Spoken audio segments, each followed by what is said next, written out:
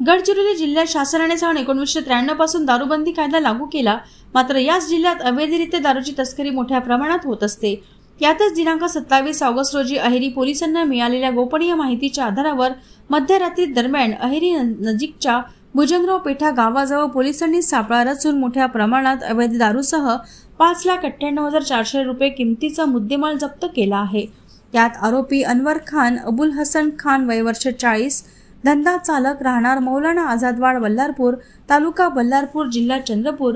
व सिद्धार्थ भास्कर रंगारी वय वर्ष 35, धंदा चालक, राहणार रवींद्रनगर बल्लारपूर, तालुका बल्लारपूर, जिल्हा चंद्रपूर अशी आरोपींची नावे आहेत। मिळालेल्या माहितीनुसार 2 पंचासमक्ष नमूद आरोपींच्या वाहनांची कसून तपासणी केली असता सदर वाहनांच्या फ्लोर पॅनलच्या खाली कोणालाही लक्षात न येण्यासारखे कप्पे बनवून त्यात वर नमूद वर्णाचा दारूचा मुद्देमाल भरून अवैधरित्या विना परवाना वाहतूक करताना आढळून आल्याने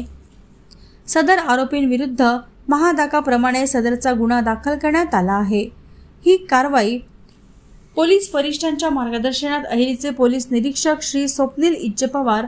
सहाय्यक पोलीस निरीक्षक देवेंद्र पटले, पोलीस उपनिरीक्षक तराडे यांच्यासह हेमराज गरीबजी वाघाडे, पोलीस शिपाई वाकडे, शिवम्मा नैताम, पोलीस स्टेशन अहेरी व इतर सहकारी यांनी केली आहे।